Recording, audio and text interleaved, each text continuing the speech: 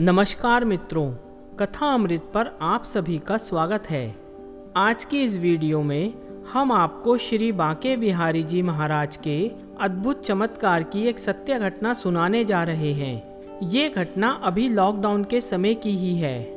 East Delhi में एक व्यक्ति हैं श्री पवन कुमार जी, जो कि अपनी पत्नी और 2 बच्चों के साथ रहते हैं। बड़ा ही खुशहाल परिवार है और सभी लोग श्री बांके बिहारी जी के अनन्य भक्त हैं। सभी की उनमें अटूट श्रद्धा है और पवन जी पूरे परिवार के साथ हर महीने श्री बांके बिहारी जी के दर्शनों के लिए वृंदावन भी जाते हैं। उनकी बेटी आशा वाराणसी के इंडियन इंस्टीट्यूट ऑफ टेक्नोलॉजी से इंजीनियरिंग की पढ़ाई कर रही है। क्योंकि कॉलेज हॉस्टल में पढ़ाई ठीक से नहीं हो पाती है, इसलिए आशा वाराणसी में अलग से एक कमरा किराए पर लेकर रहने लगी थी। सब कुछ बहुत ही अच्छे से चल रहा था। तभी अचानक मार्च में कोरोना के चलते सरकार की तरफ से लॉकडाउन हो गया। अब आशा उस अनजान शहर में बिल्कुल अकेले पड़ गई थी और यहाँ उसके घर वाले भी बहुत ज़्यादा घबरा रहे थे। क्योंकि ऐसी स्थिति में जब लोग घरों में कैद थे, बाहर जाने में भी इतना डर था, ऐसे में एक अनजान शहर में अकेले रहना किसी के लिए भी आसान नहीं था। आशा के घर वाले बहुत ज़्यादा डरे हुए थे। उसकी माँ सारा दिन उससे फ़ोन पर बातें करती थी ताकि उसे अकेले में डर ना लगे। एक एक दिन काटना बहुत मुश्किल हो रहा था। सभी लोग श्री बांके बिहारी जी से प्रार्थना कर रहे थे कि हे बिहारी जी महाराज, जल्द ही इस संकट को दूर करो।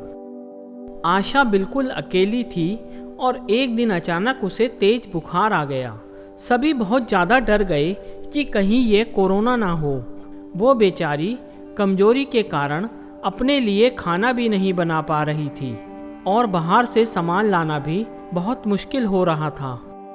आशा की माँ ये सब देखकर बहुत ज़्यादा डर गई और अपने ठाकुर जी के पास जाकर रोने लगी। सभी का मन हो रहा था कि अभी सब कुछ छोड़ के आशा के पास चले जाएं। लेकिन ऐसी स्थिति में ठाकुर जी से प्रार्थना करने के अलावा कोई कर भी क्या सकता था। अगले दिन की बात है, करीब 11-12 बजे के आसपास आशा ने अपनी माँ से बात करके फ़ोन रखा ही था कि उसके दरवाजे की बेल बजी। उसने दरवाज़ा खोला तो सामने बड़े ही सुंदर युवा दंपत्ति खड़े हुए थे। दोनों बड़े ही सुंदर और बढ़िया कपड़े पहने हुए थे। आशा ने उनके बारे में पूछा तो वे बोले कि हम यहीं वाराणसी में रहते हैं और समाज सेवी हैं, लोगों की मदद करते हैं। हमें जानकारी मिली है कि आप यहाँ अकेली हैं और दिल्ली की रहने वाली हैं और लॉकडाउन की वजह से यहाँ फंस गई हैं। उन्होंने कहा हम लोग दिल्ली ही जा रहे हैं, आप चाहें तो हमारे साथ चल सकती हैं। आशा को सुनकर थोड़ी खुशी तो हुई, लेकिन आज के समय में किसी अनजान पर भरोसा कर लेना बड़ा ही मुश्किल लगता है। यही सोचकर वो असमंजस में पड़ गई। उसने अपने घर पर फ़ोन लगाया लेकिन फ़ोन मिला ही नहीं। बहुत बार लगाया लेकिन मम्मी पापा भाई किसी का भी फ़ोन नहीं लगा।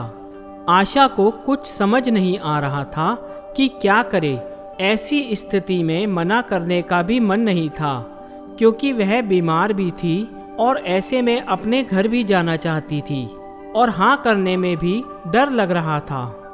आशा को ऐसे परेशान देखकर वो लड़का बोला, बहन तुम परेशान मत हो, मैं तुम्हारे पिताजी को जानता हूँ और वृंदावन में उनसे कई बार मिल चुका हूँ। तुम निश्चिंत होकर हम पर विश्वास कर सकती हो। ये सुनकर आशा को थोड़ा सहारा मिला। उन दोनों की बातों में एक जादू सा था। आशा को लगा कि वो उन पर विश्वास कर सकती है। आशा अपना कुछ सामान पैक करने लगी और वो महिला भी अंदर आकर बड़े प्यार से उसकी मदद करने लगी। आशा ने कमरे को ताला लगाया और उनके साथ चल दी। बाहर ही उनकी गाड़ी खड़ी थी। वो तीनों गाड़ी में बैठकर दिल्ली के लिए निकल गए। गाड़ी में राधा कृष्ण के भजन चल रहे थे। आशा को बहुत सुकून मिल रहा था। थोड़ी देर में उसे कब नींद आ गई पता ही नहीं चला। जब नींद खुली तो रात के 10 बजे थे और वो लोग दिल्ली पहुंच भी गए थे। आशा ने देखा कि वो अपनी गली के बाहर पहुंच चुकी है। उस लड़के ने कहा कि बहन आप यहीं उतर जाओ, गाड़ी गली के अंदर नहीं जा पाएगी। आशा बड़ी हैरान थी कि इतनी जल्दी कैसे पहुंच गए और अब तक नींद क्यों नहीं खुली।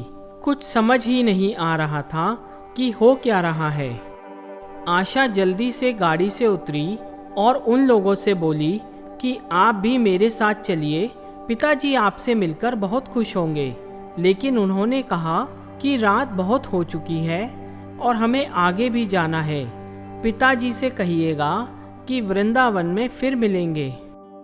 ऐसा कहकर वो लोग आशा को छोड़कर चले गए।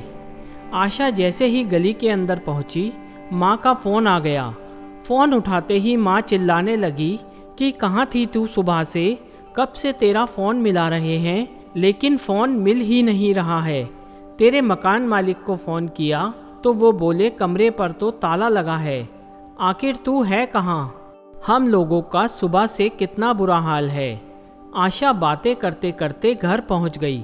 उसे देखकर सब आश्चर्य में पड़ गए कि आखिर वो घर कैसे पहुंच गई, किसके साथ आई और सुबह ही तो उससे बात हुई थी और शाम तक घर कैसे आ गई। आशा ने उन्हें सारी बात बताई और कहा कि पिताजी जो मुझे यहाँ तक छोड़ के गए हैं वो कह रहे थे कि वो वृंदावन में आपसे बहुत बार मिले हैं और फिर दोबारा वहीं मिलेंगे। ये सब सुनकर किसी को कुछ समझ ही नहीं आ रहा था। मन में हजारों प्रश्न उठ रहे थे कि आखिर कौन था जो हमें वृंदावन में मिला हो और हमें जानता भी है, और उन्हें घर का एड्रेस कैसे पता था। वाराणसी से दिल्ली का रास्ता कम से कम 16 से 18 घंटे का है, तो फिर वो रास्ता 10 घंटे में कैसे पार हो गया। लॉकडाउन के समय में बॉर्डर कैसे पार हो गया। गाड़ी को किसी ने रोका क्यों नहीं। उस 10 घंटे के सफ़र में आशा सोती कैसे रही। ना भूख लगी ना प्यास लगी। पूरे रास्ते आशा का फ़ोन क्यों नहीं लगा। सभी करते रहे मम्मी पापा भाई, लेकिन किसी का फ़ोन नहीं लगा और गाड़ी से उतरते ही फ़ोन मिल गया। ऐसे न जाने कितने सवाल थे और जवाब किसी के पास नहीं। ये सारे सवाल एक ही तरफ इशारा कर रहे थे कि जो आशा को सही सलामत घर तक छोड़ गए वो और कोई नहीं, स्वयं भगवान श्री राधा कृष्ण ही होंगे, क्योंकि इतना बड़ा काम भगवान के सिवा और कौन कर सकता था। यही सब सोच के आशा और उसके परिवार के आंसू रुकने का नाम ही नहीं ले रहे थे। सब समझ गए थे कि स्वयं कृष्ण जी आए थे राधा रानी के साथ उनकी बिटिया को सुरक्षित घर पहुंचाने। कहते हैं कि यदि भगवान में सच्ची श्रद्धा रखी जाए तो वो भी अपने भक्तों को किसी भी मुश्किल में कभी अकेला नहीं छोड़ते। उनकी कृपा दृष्टि हम पर हमेशा बनी रहती है। मित्रों, आपको ये कहानी अच्छी लगी हो तो इसे ज़्यादा से ज़्यादा शेयर करें ताकि लोगों का ठाकुर जी के प्रति श्रद्धा और विश्वास हमेशा बना रहे।